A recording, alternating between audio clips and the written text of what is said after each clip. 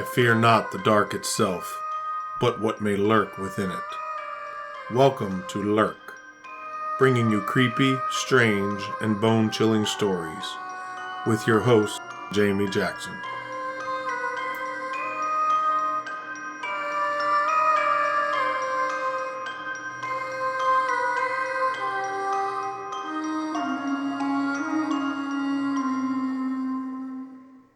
Hey lurkers, welcome to this week's episode.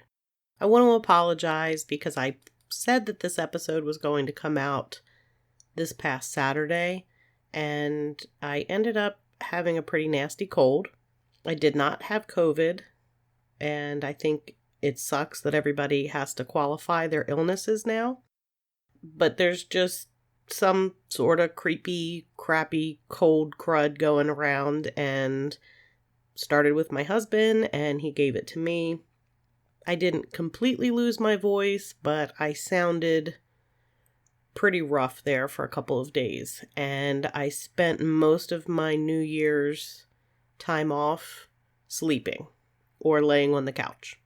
So I apologize for not getting this out when I promised, but I hope you forgive me.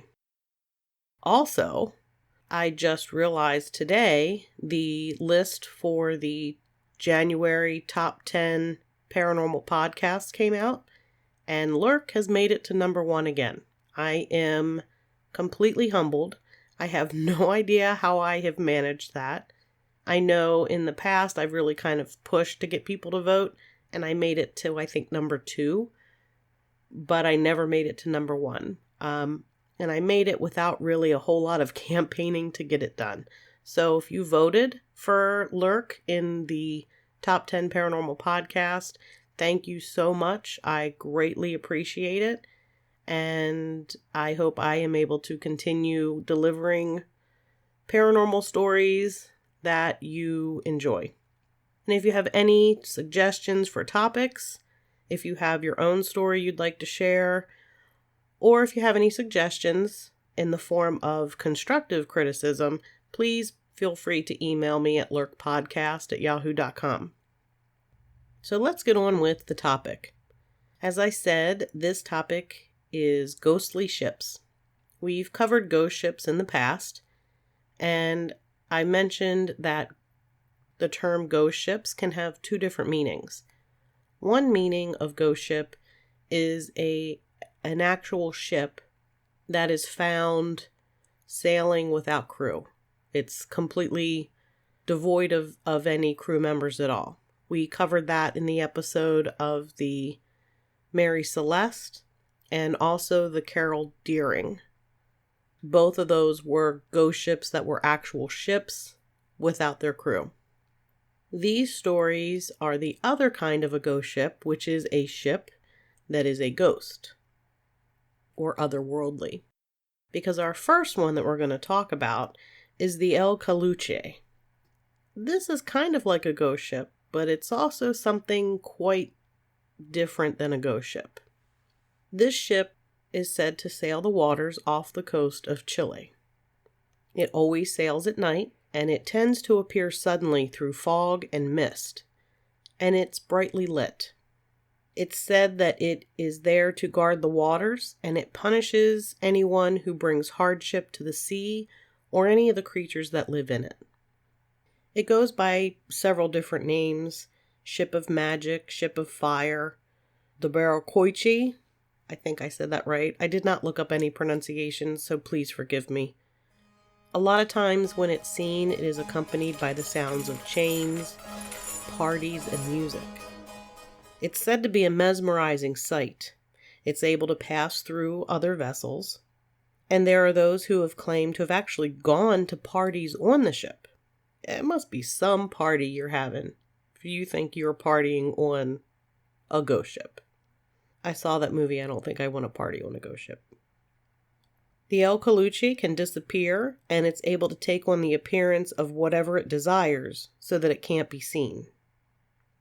Its sailors can transform into wolves and dolphins, and it's said to have extraordinary speed. In order to see it, you must cover your mouth because the ship and its crew are able to sense your breathing. Those who have seen it have said that it's shining white, and it has 3 masts with 5 sails. It also has the ability to travel underwater. Its crew consists of dead shipwrecked sailors, along with witches. The witches are said to leave the ship by riding a seahorse named Caballo Marino. The witches and the dead sailors are said to be a very happy crew, and on calm nights, music and laughter is often heard coming from the ship. Some say that the singing and music is in order to lure fishermen, kind of like the sirens or mermaids. And they lure the fishermen in and then enslave them, and then they're cursed to crew the ship. You're not supposed to sing or whistle in the area either, because that apparently angers Caluche. And then they might come after you, and then you'd be cursed to crew the ship forever, I guess. But one thing that it does do that is good, not just protecting the sea and the sea creatures that live in it, but it also is said to save shipwrecked sailors and take the dead from shipwrecks and give them new life aboard the ship. Those that have drowned are said to be taken to the ship by 2 sisters and a brother. Sirena Cholota, which is a type of mermaid, Pincoya, a water sprite, and their brother Pinchoy. So that is the legend of El Caluche, which is pretty interesting, and I think that's one of the first stories we've had from South America. The next ship that we're going to talk about is the Lady Lovabond. Now, sailors are a very superstitious sort, and one of their big superstitions that you may already know about is the superstition that it's bad luck for a woman to be on a ship as it sails. Just a little bit of foreshadowing. So on February 13th, 1748, a 3-masted schooner called the Lady Lovabond left port to sail along the Thames near Kent with a final destination of Oporto, Portugal. Simon Reed was the captain, and he was newly married and had brought along his new wife, Annetta, for their honeymoon. Of course, this is going to be seen as a huge no-no by his crew. You don't bring women on board and set sail with them. They're bad luck. So that first night, the crew were below deck with the captain and his bride. Everyone was down there partying except the first mate, John Rivers, and the bosun, who was captaining the ship. John Rivers had served as his captain's best man at the wedding. But apparently, he was also in love with the bride. And the more that John Rivers thought about Annetta and listened to the partying and the celebrating of their marriage, the more jealous he became. Unable to choke down his rage and jealousy, he took action. The ship was nearing an area of the English Channel called the Goodwin Sands. Goodwin Sands is a 9-mile stretch between Kingsdown, Kent, and Pegwell Bay, and is still one of the most dangerous passages in the channel. As the Lady Lovabond passed through the area, Rivers attacked the bosun at the wheel. He took over the ship and intentionally steered the ship onto the Goodwin Sands. The ship was destroyed and everyone was killed. Exactly 50 years after Lady Lovabond wrecked, the captain of the ship, Edenbridge, recorded in his log that he had almost collided with a schooner with 3 masts. He reported sounds of a celebration coming from the ship as it broke up. A rescue team was sent, but they found no signs of the crew or the ship. 50 more years pass, and on the 13th of February, locals saw a 3-masted schooner head towards the sands, and again, no wreckage was ever found. 1848, same ship is reported breaking up in the same area, and no wreckage. And in 1948 was the last report filed by a Captain Bull Presswick. He was convinced he saw an actual ship that was surrounded by a green glow as it entered the sands. People gathered in 1998 to try to catch a glimpse, but there was no ship to be seen. Next is a Norwegian ship called the Squando. In 1890, the Norwegian ship Squando docked off the Embarcadero in San Francisco. The first mate, Lars Gunderson, was involved in an affair with the captain's wife. I can tell you now, no good is going to come of this. Which is kind of obvious because why else would it become a ghost ship that I'm telling you about? I might be on some cold medicine, just so you know. While they were docked, the captain, Nels Eriksen, discovered the affair. He confronted his wife, and some say he threatened her to get her to agree to help him murder her lover.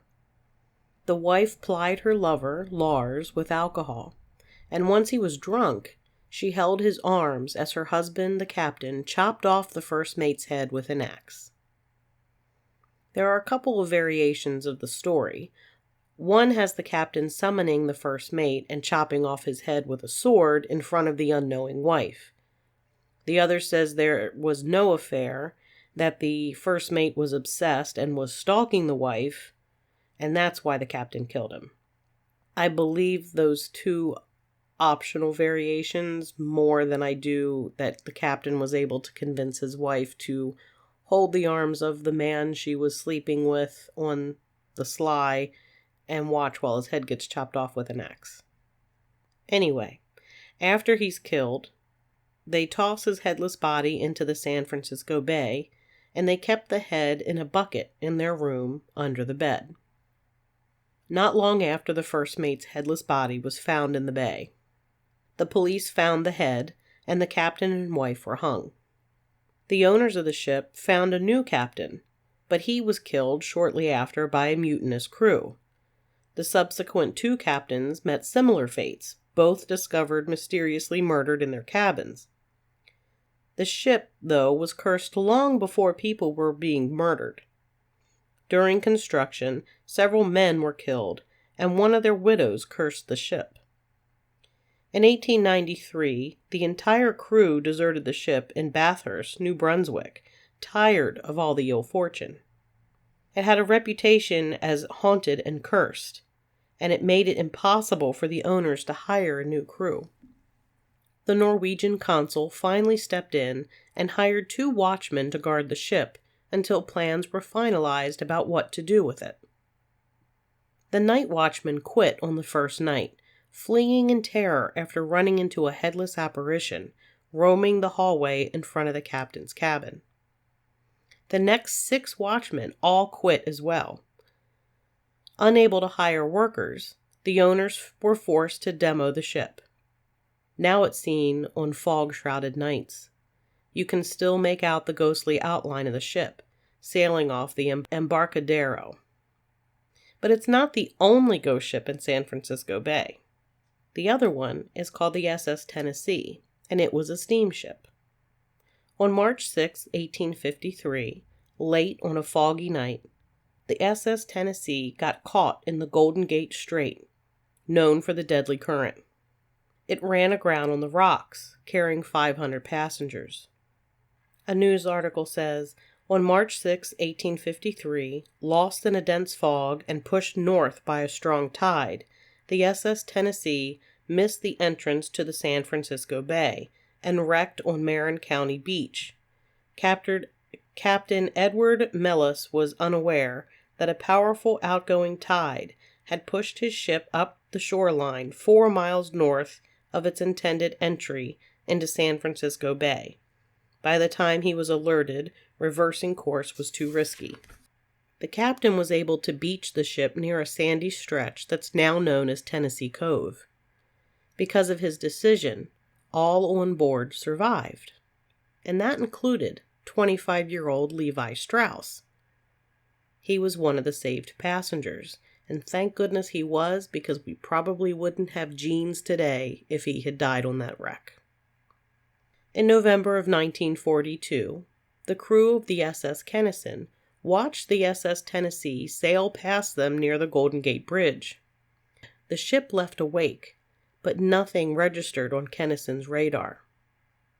It's seen in the bay on dark and foggy nights. After the Golden Gate Bridge was built in 1937, many credible witnesses began reporting seeing the ghost ship as they stood on the bridge. Some even reported hearing screams. Sailors under the bridge also report seeing the ship. It appears on dark, foggy nights. Once spotted, it then disappears. Many witnesses say they are confused because the ship is obviously from another time in history. And the Kennison was actually a destroyer, the USS Kennison. And the SS Tennessee passed so close to it that the crew was able to see the decks unmanned. One crew member spotted the steamer's name on the side. And as I said, they had seen the ship and the wake, but it wasn't on their radar. This was an unusual sighting because they were so close and the steamer was there more than a minute. The next ship we're going to talk about is the Young Teaser. It was a U.S. privateer schooner, known to have captured 12 British vessels during the War of 1812. It was a remarkably fast schooner, and after several days of raiding, including captures right at the mouth of Halifax Harbor, the Young Teaser was chased, first by Nova Scotian privateer Sir John Sherbrooke, then by several ships of the British Royal Navy. The HMS La Hogue, which was a 74-gun ship, led the British pursuit of the Young Teaser. The Hogue cornered the Young Teaser in Mahone Bay by nightfall. On June 7th, the HMS Hogue encountered the Young Teaser and forced her into Halifax Harbor. But the Young Teaser managed to escape. A few days later, the frigate HMS Orpheus chased the Young Teaser into Lunenburg Harbor. Orpheus lost the Young Teaser near Mahone Bay due to light winds. The Hogue picked up the chase and after 18 hours trapped the Young Teaser in Mahone Bay. The Hogue began firing upon the Young Teaser, and Orpheus joined in. That evening, the Hogue sent 5 boats with boarding parties towards the Young Teaser. Meanwhile, on the Young Teaser, the captain was making plans to defend his ship and his 38-man crew. Lieutenant Johnson, who was known for erratic behavior, argued with the captain. Then he disappeared below decks. A few minutes later, the schooner, the Young Teaser, exploded. Johnson was a British deserter, and he knew once his identity was discovered by British boarding parties, he would be hung. So desperate, he threw a lit torch into the ship's supply of gunpowder. Of the few who survived, many were severely burned, found by locals clinging to burning pieces of the ship. 30 men died. Local militia secured survivors, including the captain. They were sent to Melville Island, a POW camp in Halifax. Most returned to America in a prisoner of war exchange. The dead were buried in unmarked graves in the St. Stephen's Anglican Cemetery in Chester. Wreckage was salvaged, and parts were used to build a store in Mahone Bay, while other pieces were used to build homes and turned into souvenirs. Nearly a year to the day of the explosion, a ghostly ship was sighted near Chester in Mahone Bay. Since then, hundreds have seen a burning ship on the bay. Witnesses say the ship appears out of nowhere. Others have stated the flaming ship headed straight for them and felt it was about to run them down, only to have it vanish at the last second. Sometimes it would come so close to shore, people on the beach could make out men on the rigging. Most documented reports, people said the ship was on fire, which is why they believe it's the Young Teaser. Some people have claimed they heard screams of men trying to escape. It's often seen on or near the anniversary of the explosion, and in the area near where it happened. The ship vanishes shortly after it is sighted. But the ship isn't the only ghost that's seen that is related to the young teaser. A house on the eastern side of Halifax Bay is also reportedly haunted. It was constructed from materials salvaged from the wreck. People there experience strange knocks and footsteps are heard there regularly. And if you think the Mahone Bay sounds familiar, it's home to Oak Island. And if you are a fan of the Oak Island show, that's where you've heard Mahone Bay before. Oak Island will definitely be an episode. And last but not least, the next ship that we're going to talk about is one that is seen regularly near Ocracoke in North Carolina in the Outer Banks. This one is also a flaming ghost ship. In the late 1600s or early 1700s, there were wars going on in Europe, and this caused large numbers of refugees to flee to England. Many of the refugees were wealthy, and they were skilled tradesmen. There was such an influx, it was decided that these refugees would be sent to the new settlement in the Carolina colonies, called New Bern. On one of these voyages, the captain, who was greedy and unscrupulous, noticed his passengers were carrying an unusual amount of gold jewels and other wealth. The captain decided to hatch a plan. As the ship neared the American coast on a moonless night, the captain and his crew went below decks and slit the throats of every passenger on board. They then loaded the passengers' treasures onto the ship's longboat. To cover the crime, the men poured oil on the decks and set the ship on fire as they set out on the longboat to take refuge at Bath, known to be a refuge for pirates. The captain and his men were thrilled until they looked and saw the flaming boat heading right towards them. They began rowing faster, but the flaming ship rammed into the longboat, sinking it, the treasure, and the murderous captain and crew. The burnt husk of ship washed ashore in Ocracoke. Each year the scene is acted out off the coast of Ocracoke.